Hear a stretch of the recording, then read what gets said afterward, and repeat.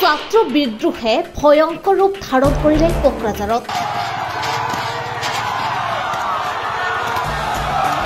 মন্ত্ৰীগোটৰ প্ৰতিবেদন দাখিলৰ পূৰ্বে জনজাতিকৰণৰ বিৰুদ্ধে উগ্ৰ প্ৰতিবাদ।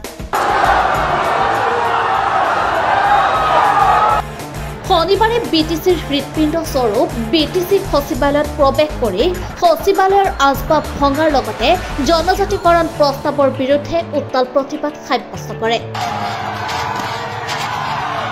অসম বিধানসভাত ৬ জনগোষ্ঠীৰ জনজাতিকৰণৰ সন্দৰ্ভত মন্ত্ৰীগোটৰ প্ৰতিবেদন দাখিল কৰিবলৈ চৰকাৰ প্ৰস্তুত হোৱাৰ সময়তে লক্ষণীয়ভাৱে এই প্ৰতিবাদে উগ্ৰ ৰূপ ধাৰণ কৰে। কোনো কাৰণতে ৬ জনগোষ্ঠীৰ জনজাতিকৰণ মানি লোৱা নহ'ব বুলি প্ৰতিবাদকাৰীসকলে হুংকাৰ প্ৰদান কৰি কয় যে হাগ্ৰামা মহিলাৰীয়ে সেউজ সংকেত দিলে তেওঁৰ ঘৰতো প্ৰতিবাদ সাব্যস্ত কৰা হ'ব।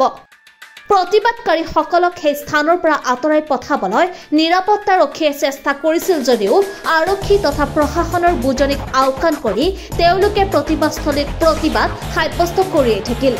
প্ৰতিবাদকাৰীসকল আছিল বড়োলেণ্ড বিশ্ববিদ্যালয়ৰ ছাত্ৰ।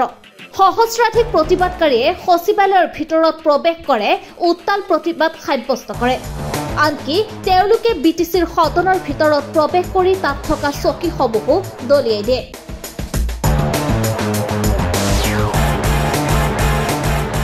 প্ৰতিবাদকাৰীসকলে হাগ্ৰামা মহিলাৰী হুঁচিয়াৰ, হাগ্ৰামা মহিলাৰী গৌবেগ, বিশ্বজিৎ দৈমাৰী মুৰ্দাবাদ, প্ৰমোদ বড়ো গৌবেগ, অসম চৰকাৰ হাই হাই, হিমন্ত বিশ্ব শৰ্মা মুৰ্দাবাদ, ৰণোজ পেগু মুৰ্দাবাদ, ৬ জনগোষ্ঠীৰ জনজাতিকৰণ বাতিল কৰক, উই ৱান্ট জাষ্টিছ, এণ্টি ট্ৰাইবেল হুঁচিয়াৰ, জয় বড়ো হাৰিণী জয় আদি নানা ধৰণৰ শ্লোগান দি পৰিৱেশ উত্তাল কৰি তোলে।